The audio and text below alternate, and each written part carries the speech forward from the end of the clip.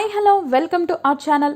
4 దశాబ్దాల పార్టీ చరిత్రలో తొలిసారి తెలుగుదేశం పార్టీ పొత్తుల విషయంలో అయోమయంలో పడిపోయింది. పొత్తులపై చివరి క్షణం దాకా ఏది తేల్చకుండా అందరినీ నరాలు తెగే ఉత్కంఠకు గురిచేయటం చంద్రబాబు నాయుడు విధానం. తన మిత్రుడెవరో శత్రువెవరో స్వేచ్ఛగా నిర్ణయించుకుంటూ పొత్తులు పెట్టుకుంటూ వచ్చిన పార్టీ టీడీపీ. 1985 నుంచి 1994 దాకా ఎన్టీఆర్ శాసించారు. 1996 నుంచి 2014 దాకా చంద్రబాబు శాసించారు. అయితే ఎన్టీఆర్ హయాంలో ఎన్నికల సర్దుబాటు జరిగేది, చంద్రబాబు హయాంలో పొత్తులుండేవి. 2019 తర్వాత చంద్రబాబు అంచనా తారుమారైంది. చివరకు పొత్తు ఎవరితో పెట్టుకోవాలో, ఎవరొస్తారో ఎవరు రారో నిర్ణయించుకోలేకపోతున్న సంకటంలోకి టీడీపీ జారిపోయింది. ఒకప్పుడు తన సాయం కోసం ఎదురు చూసిన బీజేపీ ఇప్పుడు చంద్రబాబును దూరంగా ఉంచుతుంది. ఏవేవో ఊహించుకొని ఎన్డీఏ నుంచి బయటకు జరిగి ఎదురు దెబ్బలు తిన్నాక మళ్ళీ బీజేపీయే బేష్ అని చంద్రబాబు భావిస్తున్నట్లుగా ఉంది. గత 3 ఏళ్లుగా స్నేహస్తం కోసం బీజేపీ వైపు ఆశగా చూస్తున్నారు. మోదీ ప్రభుత్వాన్ని పల్లెత్తు మాట కూడా అనటం లేదు. అయితే 2014 లాగా మళ్ళీ టీడీపీతో పొత్తు ఉంటుందన్న నమ్మకం ప్రధాని మోదీ కూడా కలిగించడం లేదు. మోదీ అసలు జగన్మోహన్ రెడ్డిని కాదని చంద్రబాబు వైపు వస్తారా? దేనికోసం రావాలి? జగన్మోహన్ రెడ్డితో ప్రయోజనం నెరవేరుతున్నప్పుడు చంద్రబాబుతో అవసరమేమిటి? బీజేపీని టీడీపీని జనసేన కలుపుతుందా? 2024 ఎన్నికల్లో జగన్మోహన్ రెడ్డి వ్యతిరేక ఓటు చీలకుండా ఉండేందుకు పొత్తు ఎలా ఉండబోతున్నదో టీడీపీ తేల్చుకోలేకపోతుంది. ప్రస్తుతం బీజేపీకి జనసేనకు ఒక అవగాహన కుదిరింది. అయితే ఇదే సమయంలో జనసేన టీడీపీతో కూడా పొత్తు పెట్టుకోవాలనుకుంటుంది. ఇది ఎలా సాధ్యం? దీనికోసం బీజేపీని తమ కూటమిలోకి తీసుకురావాలి. పవన్ ఈ పని చేయగలరా? బీజేపీతో చంద్రబాబు సంప్రదింపులు జరుపుతున్నట్లు ఎలాంటి సూచనలు లేవు. ఈ కూటమిలో బీజేపీ కలిసే అవకాశమే లేదని భారతీయ జనతా పార్టీ జాతీయ నాయకుడు, మాజీ జాతీయ కార్యవర్గ సభ్యుడు పేరాల శేఖర్ రావు చెబుతున్నారు. ఆంధ్రప్రదేశ్, తెలంగాణలో బీజేపీకి ఒకే లైన్ ఉంటుంది. ఈ రాష్ట్రాల్లో బీజేపీ సొంతంగా ఎదగాలనుకుంటుంది. అలాంటప్పుడు పొత్తులు పనికిరావు. ఆంధ్రాకు సంబంధించి వైసీపీతో కానీ టీడీపీతో కానీ పొత్తు ఉండకపోవచ్చు. ఈ పొత్తు బీజేపీని ఎదగనీయదు. టీడీపీతో పొత్తు వల్ల బీజేపీ బాగా నష్టపోయింది. అందువల్ల స్వతంత్రంగా పోటీ చేసేందుకు కార్యకర్తలు ఇష్టపడుతున్నారు అని ఆయన చెప్పారు. ఇక ముందు బీజేపీ మొదటి స్థానానికో లేకుంటే 2వ స్థానానికో పోటీ పడుతుంది. కానీ పొత్తులు పెట్టుకొని ఎక్కడో 3వ స్థానంలోనో 4వ స్థానంలోనో ఉండటం ఇక సాధ్యం కాదు అని శేఖర్ రావు తెలిపారు. టీడీపీ పార్టీ అధినేత నారా చంద్రబాబు నాయుడు మాటల్లో చాలా స్పష్టంగా వ్యక్తమైంది. జగన్మోహన్ రెడ్డి అరాచక పరిపాలన నుంచి రాష్ట్రాన్ని విముక్తి చేసేందుకు అన్ని పార్టీలు దగ్గరవ్వాలి. దానికి నేను కొన్ని త్యాగాలకు సిద్ధమవుతాను అని మొన్న కాకినాడ జిల్లా అన్నవరంలో మాట్లాడుతూ ప్రకటించారు. దీని అర్థం ఏమిటి? కూటమిలో చేరితే ఎక్కువ సీట్లు ఇస్తామనా, లేక ముఖ్యమంత్రి అభ్యర్థిగా టీడీపీయేతర అభ్యర్థిని నిలబెడతామని సంకేతమా? దీనికి చంద్రబాబుని బాగా ఇరుకున పెట్టేలా అధికార వైసీపీ ప్రధాన కార్యదర్శి సజ్జల రామకృష్ణారెడ్డి స్పందించారు.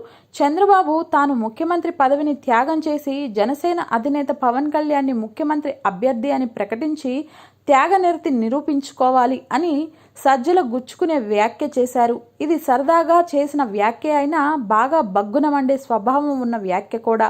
పవన్ రాజకీయాల్లోకి వచ్చినప్పటి నుంచి అభిమానులు పవన్ సీఎం అని అరుస్తున్న సంగతి తెలిసిందే. కాపులు కూడా ఇదే ఆశిస్తున్నారు. సజ్జల జలక్ వారందరినీ కితకితలు పెడుతూ ఉంటుంది. 10 ఏళ్లవుతున్నా జనసేన సొంతంగా పోటీ చేసే స్థాయికి ఎదగలేకపోతున్నది. పొత్తుంటే తప్ప ముందుకు పోలేని పరిస్థితి పవన్ కళ్యాణ్ది. బలమైన ప్రాంతీయ పార్టీ అయిన తెలుగుదేశంతో పొత్తు పెట్టుకున్నంత కాలం ముఖ్యమంత్రి కాదు కదా, ముఖ్యమంత్రి అభ్యర్థి కూడా కాలేరు. పవన్ ముఖ్యమంత్రి అభ్యర్థి కావాలంటే 2004 ఎన్నికల తర్వాత కాంగ్రెస్ అధ్యక్షురాలు సోనియా గాంధీ ఫ్రంట్ కోసం కుటుంబేతరుడైన డాక్టర్ మన్మోహన్ సింగ్ని ఎలా ప్రధానమంత్రిగా ప్రకటించారో అదే త్యాగనిరతిని చంద్రబాబు కూడా ప్రదర్శించి కుటుంబేతర వ్యక్తిని ముఖ్యమంత్రి అభ్యర్థిగా ప్రకటించాలి. ఇది సాధ్యమేనా? కుటుంబాల జమీందారీల్లాగా నడుస్తున్న ప్రాంతీయ పార్టీలు ఇలాంటి పదవి త్యాగాలు చేసిన సందర్భాలు లేవు. చరిత్రలో ఒకే ఒక్క ప్రాంతీయ పార్టీ నాయకుడు అధికారాన్ని ఇతరులకు అప్పగించి పదవులకు దూరంగా ఉన్నారు. ఆయనే శివసేన నేత, సంస్థాపకుడు బాల్ ఠాక్రే. అధికారాన్ని కుటుంబం దరిదాపుల్లో కూడా రానిలేదు. శివసేన ఎన్నికల్లో గెలిచినప్పుడు కుటుంబాన్ని ముఖ్యమంత్రి, మంత్రి పదవులతో, ఎంపీలతో కుక్కిపడేయలేదు.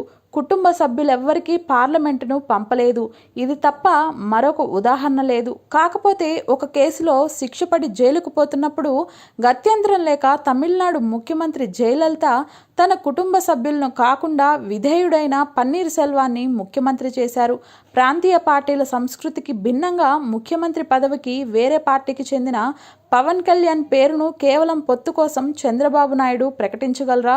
సజ్జల బాగా ఇబ్బందికరమైన సవాల్ విసిరారు.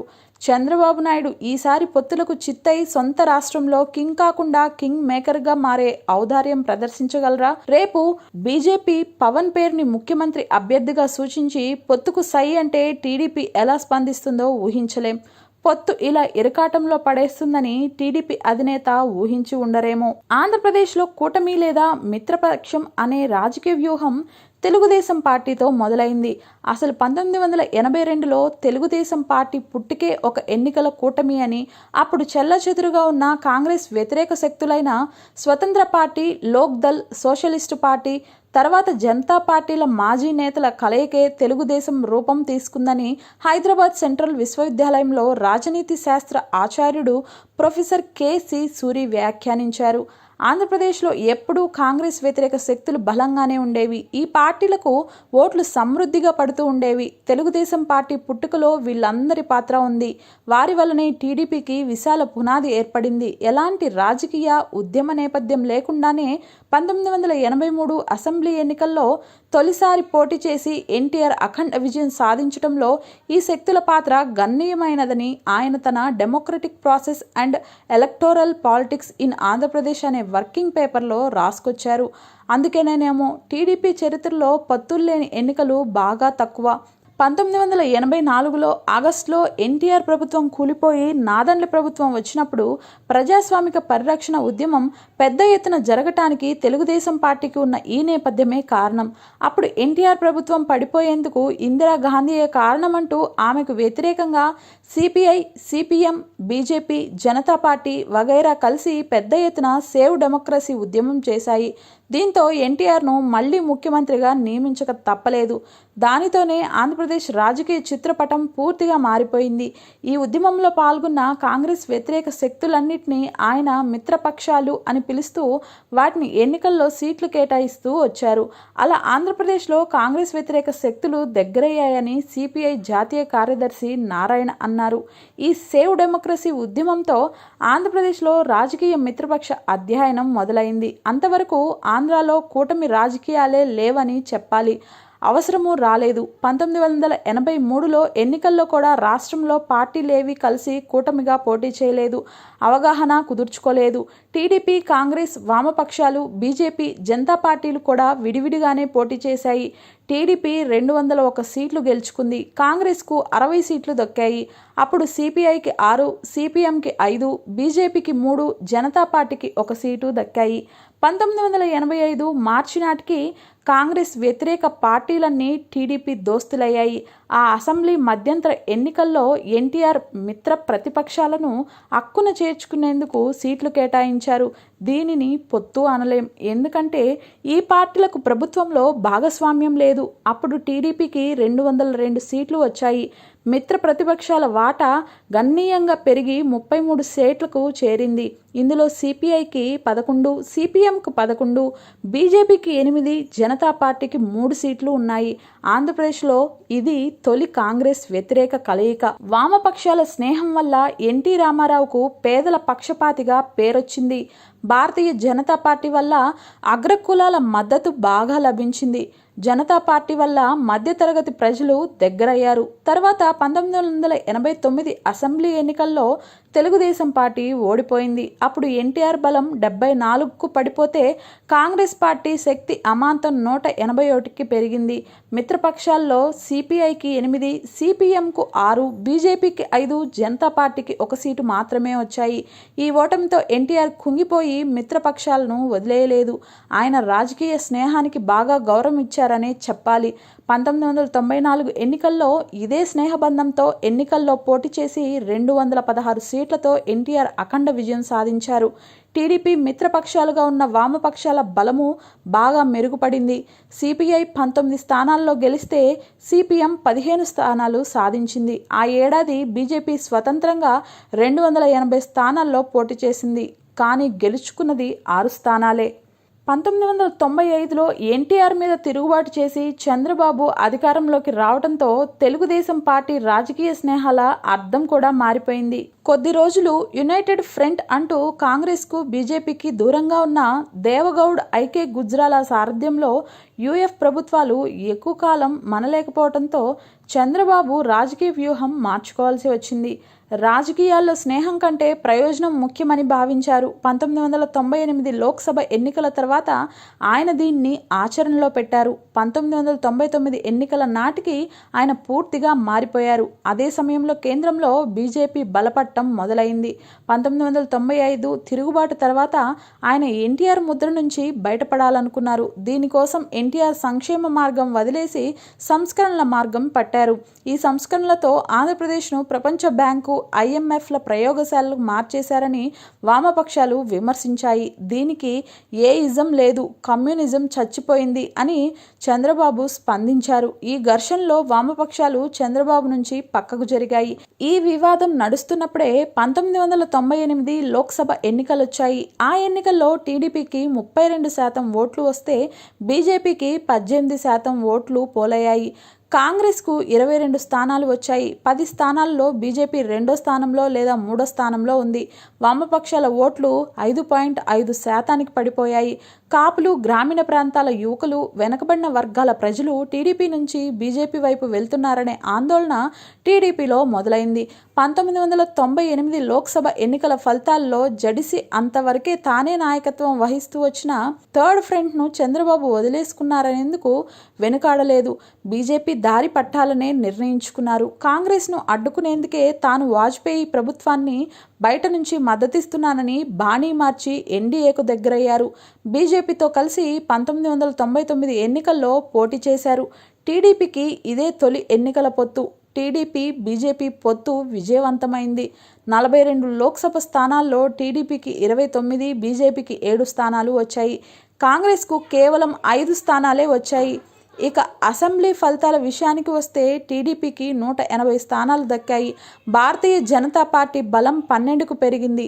కాంగ్రెస్ బలం 91కి పడిపోయింది. ఈ ఘన విజయానికి బాగా దోహదపడింది బీజేపీయేనని ప్రొఫెసర్ సూరి వ్యాఖ్యానించారు. అయితే 2004 ఎన్నికల్లో ఈ పొత్తు పనిచేయకపోవడంతో బీజేపీని వదులుకునేందుకు సిద్ధమయ్యారు చంద్రబాబు. బలపడుతున్న తెలంగాణ వాదం నుంచి తప్పించుకునేందుకు చంద్రబాబు బీజేపీ నుంచి దూరం జరిగారు. 2009 అసెంబ్లీ ఎన్నికల్లో వైఎస్ రాజశేఖర రెడ్డి నాయకత్వంలోని కాంగ్రెస్కు వ్యతిరేకంగా మహాకూటమి అంటూ టీఆర్ఎస్ వామపక్షాలతో చేతులు కలిపారు. ఈ ప్రయోగం విఫలమవడంతో మళ్లీ బీజేపీకి దగ్గరయ్యారు. ఈసారి 2014 ఎన్నికల్లో ఒకవైపు బీజేపీతో కలిశారు, మరొక వైపు పవన్ను వెంటేసుకున్నారు.